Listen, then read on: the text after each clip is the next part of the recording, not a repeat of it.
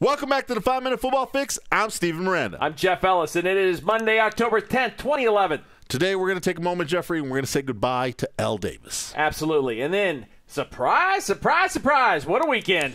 And the Packers, Jeffrey, we were there against Atlanta. They're not happy with those dirty birds there. What's not to be happy with? You got the win. Well, you'll find out. Okay. And then, finally, MRI Monday, friends. Long list again. All right, Jeffrey, first of all, today we're all going to be a part of Raider Nation. Raider Nation! If you're just tuning in and did not just watch landing on Earth this weekend, Al Davis passed away this past Saturday at the age of 82, and with heavy hearts, his Raider team went into Houston, and they found a way, Jeff, to just win, baby. They beat the Houston Texans 25-20, and I'm sure Al loved every minute of it. Absolutely. And if you saw Hugh Jackson's post-game press conference, not his post-game press conference, but the time in the locker room with the guys. Speech in the locker room, yeah. Boy, what a moving tribute to the man who truly was a Maverick and one of the game's greats. Yeah, you know, we took our shots at Al. We had a lot of fun over the last decade here with Al Davis, but we were one of the ones, Jeffrey, to always say what Al Davis meant to this league and how he brought the two leagues together and the passing game, the vertical game. We always respected Al Davis, even though we had fun with him. Our thoughts and prayers and well wishes go out to his family and the entire Raider organization. I'm still going to take a chance to do a mini rant here, though, against the media.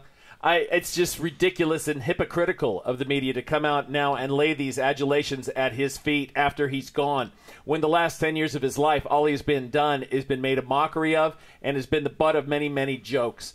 And it's ridiculous because this guy held more jobs, wore more hats than any human who has ever or ever will play this game, be involved in this game. And that's all you're hearing right now is that, well, of course, everyone knows all these great things about Al Davis. You wouldn't if you watched ESPN, NFL Network, or any of these other media outlets over the recent years. Yeah. All you would know is that he's a goofy old man that just wants to draft guys that run sub-4.2 40s. Yeah.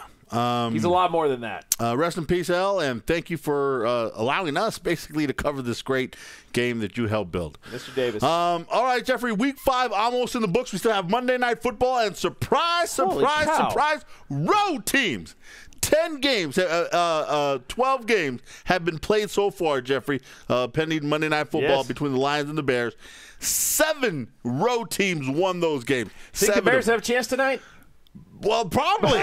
Given this week, it's entirely possible that the Chicago Bears pull the upset of upsets. We already said the Raiders win and won, the Bengals won, the Chiefs won on the road. We knew the Saints and Chargers would win at home. But the Seahawks? The Seahawks? They Seriously? went into New York and pounded the New York Football Giants. Tavares Jackson leaves the game with an injury, and Charlie Whitehurst comes in, and they win. Charlie freaking Whitehurst, the guy that Pete Carroll had to have. Knocking out 50% of people in eliminator polls. That includes us. We're a little PO'd about it. Yes, we are. My son had a nice little text to me, and he said, Dad, haha, the Giants go down in flames.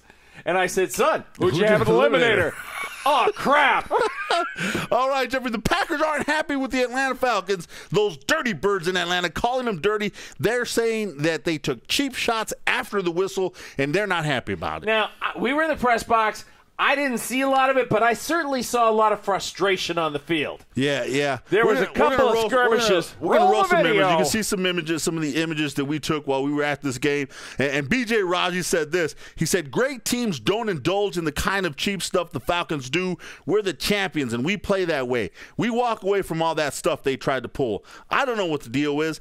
I think it's a lack of talent on their part. We didn't worry about any of that. Nice. Ryan Pickett follows it up, and he says, they call it playing physical, but it's after the whistle. It's not physical. We know watching tape that they like to hit after the whistle. You have to watch yourself around the piles. They point at you if you react. Yeah, so, it does look like the Falcons were trying to get them to kind of get off their game and stuff. The bad thing is the Falcons jumped out a 14-point lead, and then they didn't do much afterwards. The Packers, they're winning ugly. They're winning great. Doesn't matter. They're just winning football. Just winning, baby. They're 5-0. Real quickly, Jeffrey, rapid fire through this MRI Monday. Big blow to the Houston Texans. Outside linebacker Mario Williams, one of the big studs in the league. out for the season with a torn pectoral muscle. He's not going to be back. Yeah, he left early in that Raiders game. Browns defensive end Marcus Bernard, we just found this out as we were getting ready to record, crashed his motorcycle into a highway in Cleveland.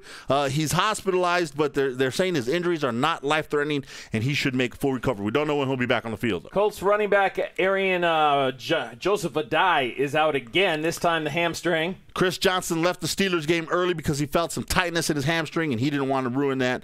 Again. As we said, Tavares Jackson in Seattle, he's got a pectoral injury, left that game. Bucs defensive tackle Gerald McCoy didn't return after he suffered what looked to be a very serious ankle injury. And he'll probably not play against the Saints next week. Chargers running back issues continue. Mike Tolbert suffered a concussion, and Ryan Matthews a calf strain. He left Denver on crutches. And 49ers wide receiver Josh Morgan has a broken bone in his leg. We don't know what the status is with that yet. And the Packers offensive tackle Chad Clifton, hamstring injury.